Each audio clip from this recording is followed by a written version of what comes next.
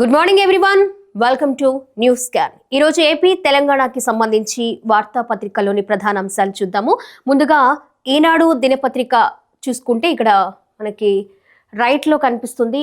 పౌర అణు ఇంధన రంగంలో మరింత సహకారం, కొత్త ఒప్పందం కుదుర్చుకోనున్న భారత్ రష్యా.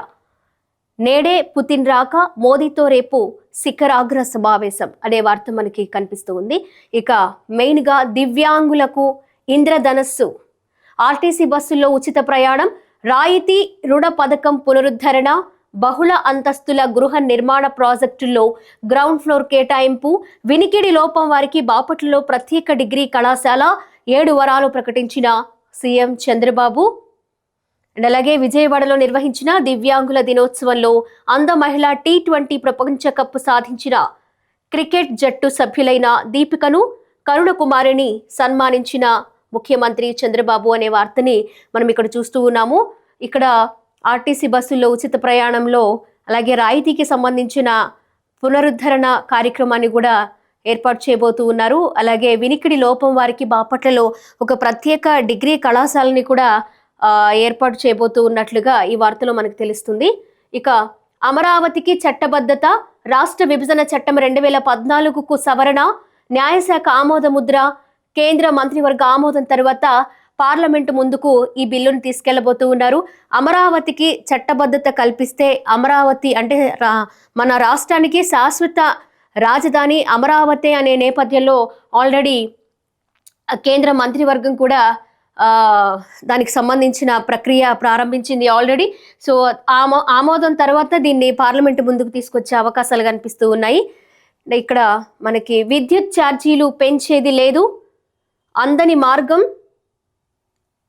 మార్గం ప్రకృతి సేద్యం కావాలి, భూగర్భ జలాల పెంపుతోనే కరువుకు పరిష్కారం, వ్యవసాయ ఆధారిత పరిశ్రమలకు ప్రోత్సాహకాలు, నల్లజర్లలో రైతన్న మీకోసం సభలో సీఎం మాట్లాడినట్లుగా రైతుల ఫోటోలు మధ్యలోనే ముఖ్యమంత్రి చంద్రబాబు నాయుడు గారు మాట్లాడుతున్నట్టుగా మనకి ఫోటోలో చూస్తూ ఉన్నాము. అలాగే ఎప్పటికైనా అందరి మార్గం ప్రకృతి సేద్యం కావాలి, ఎరువులతో క్యాన్సర్ ముప్పు ఉంటుంది, రాష్ట్రంలో 49 లక్షల మంది రైతులు సాగు చేస్తున్నారు, ఏ పంటలు వేయాలి, ఏది వేస్తే ఆదాయం వస్తుంది, అంతర పంటలు ఎప్పుడు వేయాలో తెలియాలి, వ్యవసాయ ఆధారిత పరిశ్రమల ఏర్పాటుకు ముందుకొస్తే MSME పార్కుల ద్వారా ప్రోత్సాహకాలు ఇస్తాము.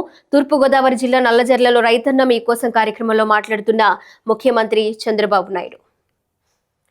ఇక జనసేన పంచసూత్ర అనే వార్తని మనం ఇక్కడ చూస్తూ ఉన్నాము. ఇక పంచాయతీ నుంచి లోక్సభ స్థానం వరకు కూడా 5 సభ్యులతో కమిటీలు వేయనున్నారు. 1 లేదా 2 వీర మహిళలకు స్థానం కల్పించనున్నారు. పార్టీ నిర్మాణం, ఆయా ప్రాంతాల అభివృద్ధిలో భాగస్వామ్యం అధ్యక్షుడు పవన్ కళ్యాణ్ నిర్దేశం. ఇక మద్యం లంచాల సొమ్ము మనీ లాండరింగ్ చేసింది పాల్గొట్ట సోదరులే. అప్పట్లో వారిని సంప్రదించిన ఏపీకి చెందిన రాజకీయ నాయకులు, పలుకుబడి గల వ్యక్తులు. 100 కోట్ల రూటింగ్ చేయాలని ఆదేశం, ప్రతిగా 4% కమిషన్, అందులో 0.25% అనిల్ చోక్రాకు. ముంబై వ్యాపారి రోనక్ రిమాండ్ రిపోర్ట్లో సిట్ వెల్లడి అనే వార్తను చూస్తూ ఉన్నాము. ఇక ఛత్తీస్గఢ్లో భీకర ఎన్కౌంటర్ జరిగింది. 12 మంది మావోయిస్టులు, 3 జవాన్లు మృతి చెందినట్లుగా సమాచారం అందుతుంది. మృతుల్లో PLGA కంపెనీ నంబర్ 2 కమాండర్ వెల్లా అనే వార్తను మనం ఇక్కడ ఈనాడు దినపత్రికలో చూస్తూ ఉన్నాము. సో ఇక మరొక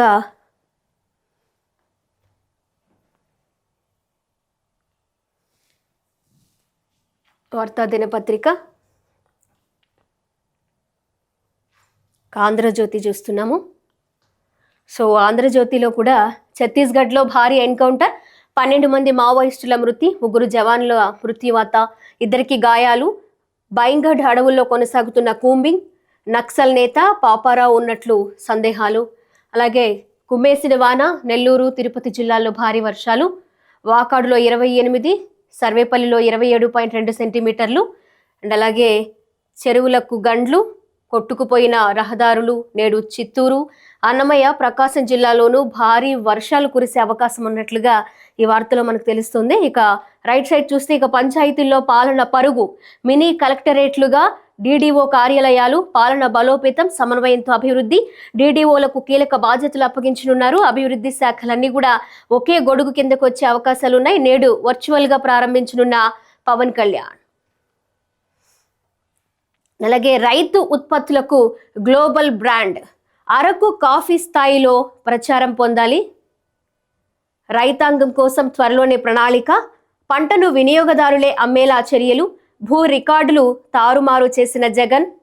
నచ్చని వాళ్లు భూ నిషేధిత జాబితాలో. సొంతదారులు హక్కులు నాడు పోగొట్టారు. అవన్నీ సరిచేస్తున్నా. సంజీవిని తెస్తున్నా. రైతన్నా మీకోసంలో చంద్రబాబు వెల్లడి. తూర్పులోని నల్లజర్ల సభలో నులక మంచంపై కూర్చుని రైతులతో ముఖ్యమంత్రి ముఖాముఖి అనే వార్తను చూస్తున్నాము.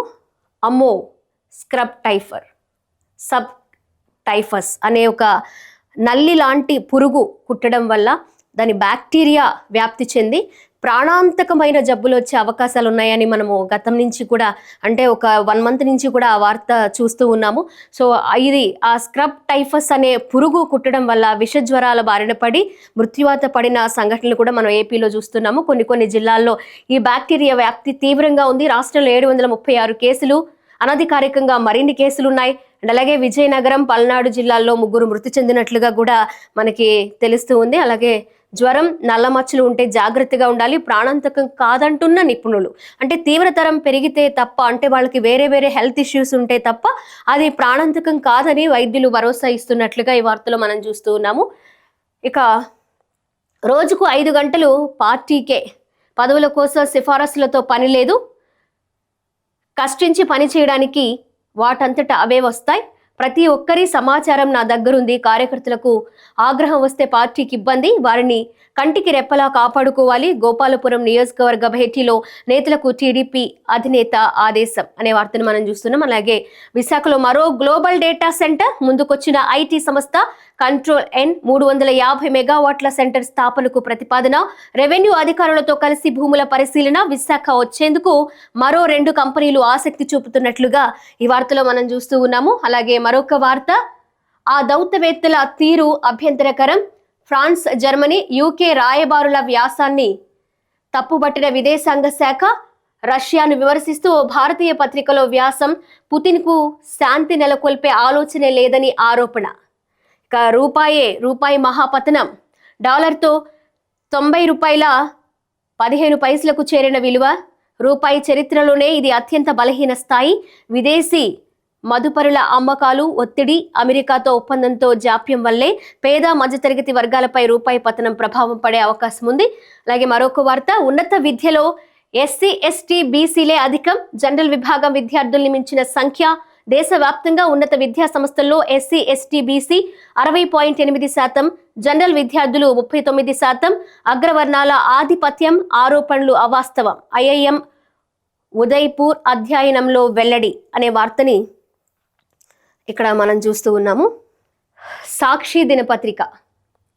బెంగాల్లో విజయమే లక్ష్యం. బెంగాల్ అసెంబ్లీ ఎన్నికల్లో టీఎంసీపై విజయమే లక్ష్యంగా పనిచేయాలని బీజేపీ ఎంపీలకు ప్రధాని మోదీ సూచించారు అనే వార్తను మనం చూస్తున్నాం. పుతిన్ పర్యటనకు ఫుల్ సెక్యూరిటీ. భారత్లో పుతిన్ పర్యటన నేపథ్యంలో డ్రోన్లు, స్నైపర్లు, జామర్లు సహా ఏఐ ఆధారిత ఐదం చలభద్రత వ్యవస్థను ఏర్పాటు చేస్తున్నారు అనే వార్తను చూస్తున్నాము. ఇక అంతరిక్ష కేంద్రానికి తుదిరిపు. ఇస్రో మరో ఘనత సాధించింది. ప్రతిష్టాత్మకంగా తలపెట్టిన భారతీయ అంతరిక్ష కేంద్రానికి తుది రూపు ఇచ్చింది అనే వార్తని మనం ఇక్కడ చూస్తూ ఉన్నాము. ఇక జీవో సాక్షిగా బాబు క్రెడిట్ చోరీ గుట్టురట్టు. అవును, అదానినే. విశాఖకు గూగుల్ను తెచ్చా. గూగులే డేటా సెంటర్ నిర్మిస్తోందంటూ ఇన్నాళ్ళు మభ్యపుచ్చి ప్రచారం. అలాగే అక్టోబర్ 11న గూగుల్దేనని మభ్యపెట్టే ప్రయత్నం. బాబు క్రెడిట్ చోరీకి ఈ జీవోలే సాక్ష్యం. డిసెంబర్ 2న అదానిదే అని బాబు గుట్టురట్టు. ఇక అసలు డేటా సెంటర్ను నిర్మిస్తోంది అదానినే. డేటా సెంటర్కు కేటాయించిన 480 ఎకరాలు తిరిగి అదానికి ఇస్తూ తాజాగా జీవో. ఈ ఏడాది అక్టోబర్లో గూగుల్కు భూమి కేటాయిస్తున్నట్లు నమ్మిస్తూ జీవో జారీ. 2 నెలలు తిరగకుండానే అదానికి బదలాయింపు. బాబు క్రెడిట్ చోరీనా మజాకా అని నివ్వెరపోతున్న ప్రజలట. వైఎస్ జగన్కు క్రెడిట్ రాకూడదని బాబు బృందం పన్నిన పన్నాగం గుట్టురట్టట. 7 కోట్ల మంది ప్రజల చెవిలో చంద్రబాబు పువ్వులు పెట్టబోతున్నారట. జగన్ తెచ్చిన అదాని డేటా సెంటరే గూగుల్ డేటా సెంటర్ అట. అసలు వైసీపీ నాయకులకు కానివ్వండి, అలాగే సాక్షి దినపత్రిక కానివ్వండి, అబద్ధాలు మాట్లాడడంలో, అబద్ధాలను ప్రచురించడంలో కొంచెం కూడా ఆలోచన లేకుండా, భయం లేకుండా నిస్సిగ్గుగా ప్రచారం చేయడంలో వారికి వారే సాటి. వారిని చూసే నేర్చుకోవాలి ఎవరైనా. ఎందుకంటే మనం చూసుకోవచ్చు 2019 టైంలో ఈ గూగుల్ డేటా సెంటర్ని, అలాగే మనకి అదానికి సంబంధించిన కంపెనీ గూగుల్ డేటా సెంటర్ పేరుతో వాళ్ళని పంపించడానికి ప్రయత్నం చేసి తరిమేసింది వైసీపీ కాదా? అంటే అలా వెళ్ళిపోయిన వాళ్ళని ఇప్పుడు కూటమి ప్రభుత్వం దాని మీద ప్రత్యేక శ్రద్ధ చూపించి ఆ హోల్ టీంని బతిమాలి, మీకు ఎలాంటి ప్రాబ్లం ఉండదు, ఎలాంటి సమస్యలు రావు, మేమున్నాము, మేము చూసుకుంటామని భరోసాని కల్పించి మళ్ళీ ఇక్కడ ఏపీకి తీసుకురావడానికి ప్రయత్నాలు చేసింది ముఖ్యమంత్రి చంద్రబాబు నాయుడు గారు కాదా? ఒకవేళ ఆ టైంలోనే మీరు ఆ డేటా సెంటర్కి మీరు పర్మిషన్స్ ఇచ్చి అప్పుడే ఓపెన్ చేసినట్లయితే, మీ హయాంలోనే దాన్ని ఇక్కడ ముందుకు తీసుకొచ్చినట్లయితే ఎందుకు వెళ్ళిపోవాల్సి వస్తుంది? ప్రత్యేకంగా స్థలాల్ని, భూసేకరణ ఎందుకు కేటాయించాల్సి వస్తుంది? అలాగే విశాఖపట్నానికి సంబంధించిన ఈ ప్రాంతంలో ఎందుకు కేటాయించి భూములు ఇవ్వాల్సి వస్తుంది? రైతులతో ఎందుకు సమీకరించాల్సి వస్తుంది? రైతులకి 1 ఎకరానికి 40,000 చొప్పున ఎందుకు కేటాయిస్తున్నారు? ప్రత్యేకంగా 20 సెంట్ల స్థలాన్ని రైతులకు ఎందుకు ఇస్తుంది ఇప్పుడున్న కూటమి ప్రభుత్వం? అప్పుడు 2019లోనే వైసీపీ గవర్నమెంట్లోనే ఈ గూగుల్ డేటా సెంటర్ వస్తే గనక ఇప్పుడు చంద్రబాబు నాయుడు గారికి ఇన్ని తిప్పలేందుకు? ఆయన వాళ్ళని బతిమలాడి భరోసా ఇచ్చి ఎందుకు తీసుకురావాల్సి వస్తుంది? ఇదంతా క్లియర్ కదా, చాలా క్లియర్గా అర్థమవుతుంది కదా ప్రజలకి. ఈలోపు ఇంతమంది ప్రజలకి ముఖ్యమంత్రి చంద్రబాబు నాయుడు గారు పూలు పెట్టాల్సిన అవసరం ఏమొచ్చింది? మబ్బి పెట్టాల్సిన అవసరం ఏమొచ్చింది? సో ఇప్పుడు ఆ రైతులకు కూడా, ఆ భీమిలి ప్రాంతంలోని రైతులకు కూడా వీళ్ళు ఏదైతే కూటమి ప్రభుత్వానికి సంబంధించి ఆ రైతులకి చక్కగా 1 ఎకరానికి 40,000 చొప్పున కేటాయించి మళ్ళీ ఉపయోగకరంగా 20 సెంట్ల స్థలాన్ని ఇస్తుంటే అవి కూడా చెడగొట్టే విధంగా గ్రౌండ్ లెవెల్లో వైసీపీ వాళ్ళు పనిచేస్తున్న పరిస్థితి అక్కడ కనిపిస్తుంది. ఆ రైతుల్ని మభ్యపెట్టి మీరు భూములు ఇవ్వద్దు అని వాళ్ళని ఏదో మ్యానిపులేట్ చేసే ప్రయత్నం కూడా అక్కడ జరుగుతుంది. రైతులందరూ కూడా స్వచ్ఛందంగా భూములు ఇచ్చి వాళ్ళకి ఏదైతే వెల కట్టించి ఎకరానికి ఇస్తూ ఉన్నారో, అలాగే 20 సెంట్ల స్థలం ఇస్తున్నారో వాళ్ళు చాలా హ్యాపీగా స్వాగతిస్తూ ఉన్నారు. మరి అలాంటప్పుడు మరి ముందే ఈ data centre, Google data centre వస్తుంది అని కూడా అప్పటి 2019 అలాగే 24 మధ్యలో అప్పటి ఆర్థిక మంత్రి బుగ్గన రాజేంద్ర ప్రసాద్ గారు అసెంబ్లీలో ఇది మేమే వైసీపీ హయాంలోనే మాట్లాడేశాం, వైసీపీ హయాంలోనే ఈ కియా సెంటర్తో సంప్రదింపులు జరిగాయి అని చెప్పి ఆయన మాట్లాడడం అసలు ఏ విధంగా చూడాలి? అంటే ఇప్పుడు రాష్ట్రం విడిపోతుంది, అమలాపురంలో ఈ కియా కంపెనీ వస్తుంది అని ముందే కొరియా వాళ్ళకి తెలిసిపోయిందా? కొరియా వాళ్ళకి సమాచారం ఇచ్చేసారా రాజశేఖర్ రెడ్డి గారు? ఏంటండి ఇది? ఇంత మభ్య పెట్టడమా? ఇంత అబద్ధాలని అచ్చేయడమా? అంటే ఇప్పుడు ఏదైతే కేంద్రంలో కాంగ్రెస్ పార్టీ ఓటు చోరీ అనే దాన్ని ఏ విధంగా ఒక స్లోగన్గా ముందుకు తీసుకువెళుతుందో, ఒక నినాదంగా ముందుకు తీసుకువెళుతుందో, అదే పందాలో వైసీపీ అలాగే సాక్షి పత్రిక కూడా ఈ క్రెడిట్ చోరీ అనే పదాన్ని అలాగే స్లోగన్ని ప్రజల్లోకి తీసుకువెళ్ళి వాళ్ళని మాయ చేసి మభ్యపెట్టి ఇంకా ఏం సాధించాలనుకుంటుంది, ఇంకా ఎలా నమ్మించాలనుకుంటుందో అర్థం కావట్లేదు. సో ఇప్పుడైతే చాలా చక్కగా రైతులు ముందుకొచ్చి ఆ గూగుల్ డేటా సెంటర్కి ప్రారంభించడానికి చక్కగా రైతులు ముందుకొచ్చారు. ఆ ప్రక్రియ కూడా స్టార్ట్ అవుతుంది. ఇలా వైసీపీ కానివ్వచ్చు, అలాగే సాక్షి దినపత్రిక కావచ్చు, ఉన్నది లేనట్టు, లేనిది ఉన్నట్టు అలా ప్రచారం చేయడం అనేది కరెక్ట్ కాదు.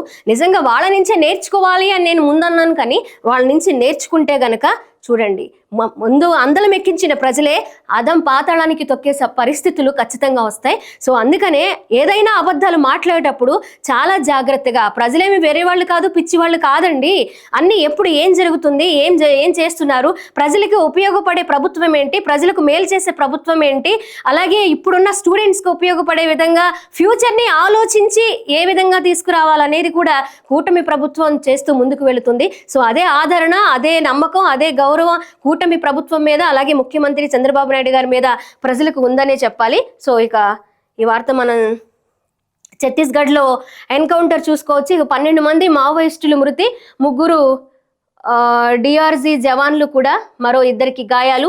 కూంబింగ్ ముమ్మరం చేసిన పోలీసు బలగాలు. అలాగే మంగళూరులో జరిగిన కార్యక్రమంలో కర్ణాటక సీఎం సిద్ధరామయ్య, కేసీ వేణుగోపాల్ అనే వార్తను మనం చూస్తూ ఉన్నాము. ఇక నివురు గప్పిన నిప్పుగారే కర్ణాటకం. ఏఐసిసి ప్రధాన కార్యదర్శి కేసీ వేణుగోపాల్ ఎదుట గళమెత్తిన డీకే శివకుమార్ వర్గం, పోటీగా సిద్ధరామయ్య మద్దతుదారుల నినాదాలు అనే వార్తను చూస్తున్నాం. ఇక 10th పరీక్షల్లో స్వల్ప మార్పులు వచ్చే అవకాశాలు ఉన్నాయి. తక్కువ ఆదాయ వర్గాలు వారికి ఫీజు మినహాయింపు, 7 పరీక్ష పేపర్లు, 600 మార్కులు, జనరల్ సైన్స్లో 2 పేపర్లు అనే వార్తని మనం ఇక్కడ చూస్తూ ఉన్నాము సాక్షి దినపత్రికలో.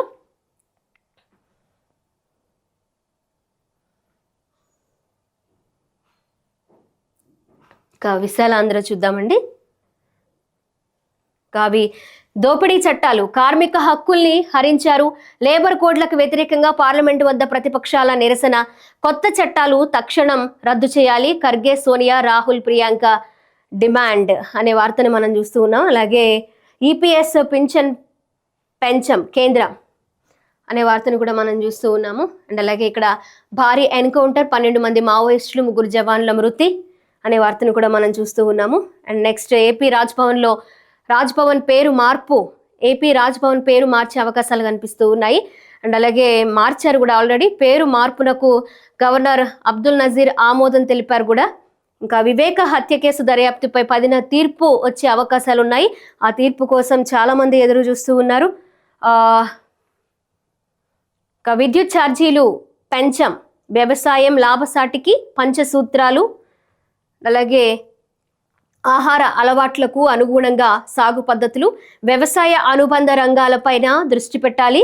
అంతర పంటలతో అధిక ఆదాయం, రైతన్న మీకోసం సభలో ముఖ్యమంత్రి చంద్రబాబు నాయుడు గారు ఇక రైతులతో కూర్చొని మాట్లాడుతూ ఉన్నట్టుగా వారికి అంతర పంటలు వేస్తే ఎలాంటి లాభం చేకూరుతుంది అండ్ అలాగే ఏ పంటల మీద అవగాహన పెంచుకోవాలి, లాభసాటిగా పండే పంటలు ఏంటి అనే దాని మీద, అలాగే ప్రభుత్వం రైతులకు ఏ విధంగా ప్రోత్సాహకాలు సహాయ సహకారాలు అందిస్తుందో కూడా వెల్లడిస్తూ కూడా ఈ సభ అయితే కొనసాగినట్లుగా మనకు తెలుస్తూ ఉంది. రైతులు కూడా ముఖ్యమంత్రి చంద్రబాబు నాయుడు గారు చెప్తున్నవి చాలా శ్రద్ధగా వింటూ రైతుకు కావలసిన ఇన్పుట్స్ తీసుకుంటున్న పరిస్థితి కనిపిస్తుంది. ఇక దక్షిణ కోస్తాను ముంచిన దిత్వా, తిరుపతి, నెల్లూరు జిల్లాలు అతలాకుతలం, పొంగి ప్రవహిస్తున్న గుంజన, కుండలేరు, స్వర్ణముఖి, వరి, ఉద్యాన పంటలకు తీవ్ర నష్టం.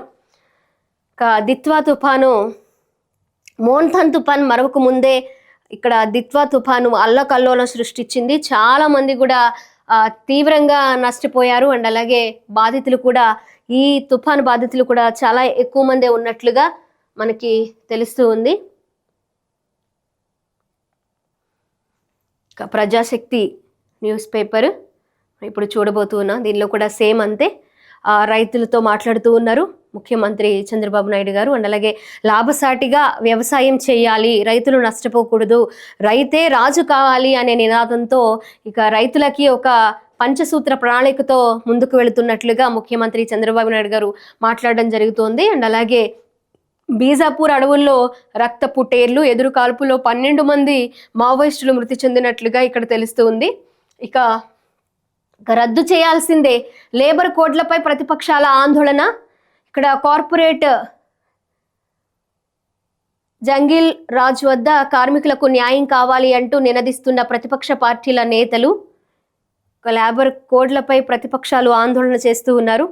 లాభసాటి వ్యవసాయం అని మనం ఇంతకు ముందే మాట్లాడుకున్నాము. ఇక సీఎం చంద్రబాబుతో అదాని భేటీ కానున్నారు. ఇక మరొక వార్త, ఉత్పత్తికి లింకు పెడతా, జీతాల్లో భారీ కోత, పూర్తి జీతాలు చెల్లించాల్సిందే, లేబర్ కమిషన్ ఆదేశాలు అనే వార్తని మనం చూస్తూ ఉన్నాము. అండ్ అలాగే మణిపూర్లో ఎన్నికలు నిర్వహించాల్సిందే, ఢిల్లీ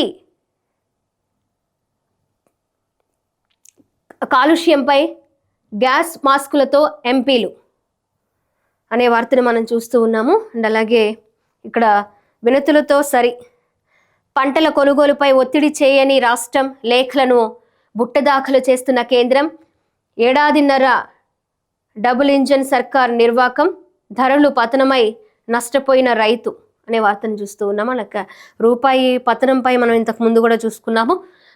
పాతాళానికి రూపాయి, డాలర్తో ₹90.21 క్షీణిత, నూతన రికార్డు కనిష్టం. పతనంపై ప్రభుత్వం ఆందోళన చెందడం లేదన్న సిఈఏ, ఆర్థిక వ్యవస్థపై తీవ్ర ప్రభావమే పడే అవకాశాలు ఉన్నాయని వార్తలో మనం చూస్తున్నాము. ఇక విజయవాడలో బుల్డోజ్ రాజ్, సుప్రీంకోర్టు స్టే విధించిన ఇళ్ల కూల్చివేత, ముఖ్యమంత్రి నివాసం వద్ద బాధితుల నిరసన. నిన్న భవానీపురం మెయిన్ సెంటర్లో కొంత ఉద్రిక్త వాతావరణ పరిస్థితి కనిపిస్తుంది. ఇక స్టే ఆదేశాలు రాకముందే ఇక్కడ అధికారులు వాటి భవనాలు కూల్చివేశారని అక్కడ నిరసన వ్యక్తం చేశారు. దానికి సంబంధించిన వార్త కూడా మనం చూసాము. సో అదే నేపథ్యంలో ఇక్కడ మనకి కనిపిస్తుంది. ఇక తెలంగాణకి వెళ్దాము. తెలంగాణ ఈనాడు దినపత్రిక మనం చూస్తూ ఉన్నాము.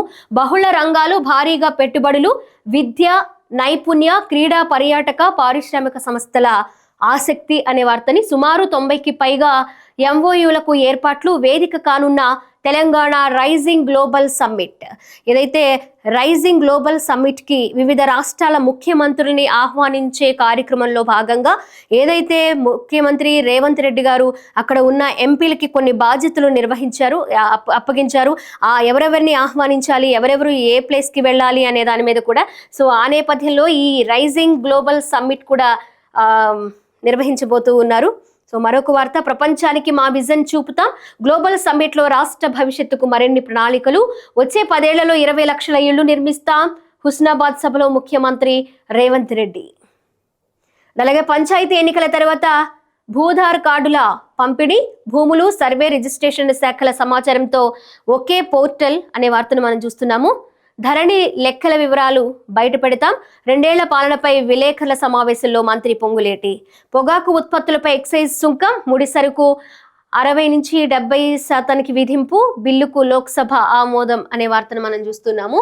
ఇక్కడ మరొక వార్త అండి మనం చూసుకోవచ్చు. ఇక్కడ ప్రధాని మోదీ గారితో ఇక్కడ తెలంగాణ రైజింగ్ 2047 గ్లోబల్ సమ్మిట్ గురించి వివరిస్తున్నట్లుగా రేవంత్ రెడ్డి గారి ఫోటో అక్కడ కనిపిస్తూ ఉంది. సో తెలంగాణ మోడల్ సృష్టిస్తా, సహకరించండి, ప్రధానమంత్రి మోదీకి ముఖ్యమంత్రి రేవంత్ రెడ్డి వినతి. తెలంగాణ రైజింగ్ 2047 గ్లోబల్ సమ్మిట్ కు ఆహ్వానించినట్లుగా తెలుస్తోంది. విచ్చేయాల్సిందిగా సోనియా, రాహుల్, ప్రియాంక గాంధీలకు కూడా పిలుపు. ఇక్కడ అదే వార్తను మనం చూస్తూ ఉన్నాము. రాహుల్, ప్రియాంకలకు పుష్పగుచ్చం ఇచ్చి గ్లోబల్ సమ్మిట్ కు ఆహ్వానిస్తున్న సీఎం రేవంత్ రెడ్డి. చిత్రంలో ఉప ముఖ్యమంత్రి భట్టి విక్రమార్క. ఛత్తీస్గఢ్లో భీకర ఎన్కౌంటర్, 12 మంది మావోయిస్టులు, 3 జవాన్లు మృతి చెందినట్లుగా కూడా మనకి సమాచారం అందుతుంది. ఇక పౌర అణు ఇంధన రంగంలో మరింత సహకారం, కొత్త ఒప్పందం కుదుర్చుకోనున్న భారత్, రష్యా. నేడే పుతిన్ రాక, మోదీతో శిఖరాగ్ర సమావేశం రేపు అనే వార్తను మనం చూస్తూ ఉన్నాము. కోకాపేటలో కోట్ల వర్షం, 3వ విడత వేలంలో అత్యధిక ధర ఎకరాకు 131 కోట్లు, 8 ఎకరాలకు 996 కోట్లు ఆదాయం. ఇక్కడ మరొక వార్త, 100కు పైగా ఇండిగో విమానాలు రద్దు. ఒక శంషాబాద్లోనే 40 నిలిపివేత, పైలట్ల నిధుల నియంత్రణతో పాటు ఇతర కారణాలున్నాయన్న సంస్థ. మరో 48 గంటల పాటు ఇబ్బందే అనే వార్తను మనం చూస్తున్నాం. ఇక్కడ భూదందాకు తెరతీసిన రేవంత్, పారిశ్రామిక వాడలో భారీ ఇన్సైడర్ ట్రేడింగ్ జరిగిందని అనుమానిస్తున్న తెలంగాణ సమాజం. జీవో 27ను రద్దు చేయాలి, కేంద్ర మంత్రి జి కిషన్ రెడ్డి డిమాండ్ అనే వార్తను మనం చూస్తూ ఉన్నాము. మరొక వార్తాపత్రికను చూద్దాం. ఆంధ్రజ్యోతి, తెలంగాణ మోడల్ సృష్టిస్తా, మీకు మన్మోహన్ సహకరించినట్లు మీరు నాకు సహకరించండి, వికసిత్ భారత్కు అనుగుణంగా ప్రణాళికలు రూపొందించాం, తెలంగాణ రైజింగ్ గ్లోబల్ సమ్మిట్కు హాజరు కండి, ప్రధాని మోదీని కోరిన సీఎం. కాంగ్రెస్ అగ్రనేతలు సోనియా, రాహుల్, ప్రియాంకకు కూడా ఆహ్వానము. ఇలాగే రెండోసారి నేనే సీఎం, 10 ఏళ్లు నా సారథ్యంలో తెలంగాణలో కాంగ్రెస్ సర్కార్. ఢిల్లీలో మీడియాతో ముఖ్యమంత్రి రేవంత్ రెడ్డి. దుర్మార్గ పాలనను అంతం చేసి ప్రజాపాలన తెచ్చుకున్న రోజు డిసెంబర్ 3. శ్రీకాంతాచారి అమరుడైన రోజు ఇదే. ఆయన ఆశయ సాధనలో 60,000 ఉద్యోగాల భర్తీ, వచ్చే 6 నెలల్లో మరో 40,000 ఉద్యోగాల కల్పన. నెహ్రూ హయాం ప్రాజెక్టులు ఇప్పటికీ సురక్షితం. బీఆర్ఎస్ కట్టిన కాళేశ్వరం కూలేశ్వరం అయింది. పంచాయతీ ఎన్నికల్లో కిరిగిరిగాళ్లకు ఎన్నుకోవద్దు. మాతో కలిసి పనిచేసే వాళ్ళను ఎన్నుకోండి. హుస్నాబాద్లో బహిరంగ సభలో సీఎం రేవంత్ అనే వార్తను మనం చూస్తున్నాము. అలాగే నేడే భారత్కు పుతిన్ రాబోతూ ఉన్నారు. రాత్రి 7 గంటలకు ఢిల్లీకి ప్రధాని ఇచ్చే విందుకు హాజరు. రేపు మోదీతో హైదరాబాద్ హౌస్లో సమావేశమై చర్చలు. ఎన్ఎస్జీ కమాండోలు, స్నైపర్లు, డ్రోన్లు, ఏఐతో 5 అంచెల భద్రత. ఆ దౌత్యవేత్తల తీరు అభ్యంతరకరం. ఫ్రాన్స్, జర్మనీ, యూకే రాయబారుల వ్యాసాన్ని తప్పుబట్టిన విదేశాంగ శాఖ. రష్యాను విమర్శిస్తూ ఓ భారతీయ పత్రికలో వ్యాసం. పుతిన్కు శాంతి నెలకొల్పే ఆలోచన లేదని ఆరోపణ అనే వార్తను చూస్తున్నా. ఇక ఛత్తీస్గఢ్లో భారీ ఎన్కౌంటర్, 12 మంది మావోయిస్టులు మృతి చెందినట్లుగా కూడా ఇదే వార్తలో మనం చూస్తూ ఉన్నాము. సో ఇక మరొక వార్త, సాక్షి తెలంగాణ. ఇక విజయమే లక్ష్యంగా పశ్చిమ బెంగాల్లో త్వరలో జరిగే ఎన్నికల్లో విజయమే లక్ష్యంగా పనిచేయాలని ఆ రాష్ట్ర బీజేపీ ఎంపీలకు మోదీ పిలుపునిచ్చారు అనే వార్తని మనము అక్కడ రైట్ సైడ్ చూస్తూ ఉన్నాము. అలాగే పుతిన్కు ఏఐ ఆధారిత భద్రత. భారత్లో పుతిన్ పర్యటన నేపథ్యంలో స్నైపర్లు, డ్రోన్లు, జామర్ల సహా ఏఐ ఆధారిత 5 అంచెల భద్రతను ఏర్పాటు చేస్తున్నాము. ఇక మరొక వార్త, అంతరిక్ష కేంద్రానికి తుది రూపు. ఇస్రో మరో ఘనత సాధించింది. ప్రతిష్టాత్మకంగా తలపెట్టిన భారతీయ అంతరిక్ష కేంద్రానికి తుది రూపు ఇచ్చింది అనే వార్తను మనం చూస్తూ ఉన్నాం. ఇక త్వరలో 40,000 ఉద్యోగాలు. హుస్నాబాద్లో ముఖ్యమంత్రి రేవంత్ రెడ్డి ప్రకటన అనే వార్తను మనం చూస్తున్నాము. కేంద్రంలో ఎన్ని వైరుధ్యాలున్నా కొట్లాడి నిధులు తెస్తాం. గ్రామాల అభివృద్ధికి నిధులు ఇచ్చే బాధ్యత తీసుకుంటాం.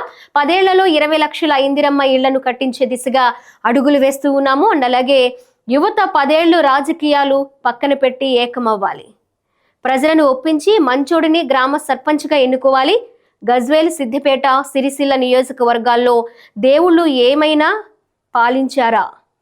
నాడు హుస్నాబాద్ను ఎందుకు పట్టించుకోలేదు? 1,00,000 కోట్లు పెడితే కూలేశ్వరం అయిందని ధ్వజం. హుస్నాబాద్లో ప్రజాపాలన, ప్రజా విజయోత్సవాలు అనే కార్యక్రమంలో మరి ముఖ్యమంత్రి రేవంత్ రెడ్డి గారు మాట్లాడినట్టుగా ఈ వార్త చూస్తున్నాము. ఇక నా వ్యాఖ్యలపై బీజేపీ రాద్ధాంతం. ఉత్తరాదిలో నన్ను పాపులర్ చేసినందుకు సంతోషం. 10 ఏళ్ల పాటు రాష్ట్రానికి నేనే ముఖ్యమంత్రిని. మీడియా చిట్చాట్లో సీఎం రేవంత్ రెడ్డి అనే వార్తను మనం చూస్తూ ఉన్నాము. మోదీజీ గ్లోబల్ సమ్మిట్కు రండి. ప్రధాని మంత్రిని ఆహ్వానించిన CM Revanth. Deputy CM Bhatti ప్రత్యేక ఆహ్వాన పత్రిక అందజేత. విజన్కు సహకరించాలని వినతి. కేంద్ర మంత్రులతో పాటు రాహుల్, ప్రియాంకకు కూడా ఆహ్వానము. ఇక మరొక వార్త, 200 ఇండిగో విమానాలు రద్దు. ఆలస్యంగా నడిచిన మరికొన్ని విమానాలు. పలు నగరాల ఎయిర్పోర్ట్లపై ప్రభావం. తీవ్ర ఇబ్బందులు ఎదుర్కొంటున్న ప్రయాణికులు. సాంకేతిక సమస్యలు, సిబ్బంది కొరత తదితర కారణాలతోనే మరో 48 గంటల పాటు ఇబ్బందులు ఇలాగే ఉంటాయని చెప్పి ఇక్కడ మనకి ఇండిగో విమానయాన శాఖ వెల్లడిస్తున్నట్లుగా ఈ వార్తలో చూస్తూ ఉన్నాము తెలంగాణ సాక్షి పేపర్లో. సో ఇవి ఏపీ తెలంగాణకు సంబంధించి ఇవాల్టి వార్తాపత్రికలోని ప్రధాన అంశాలు. Thank you.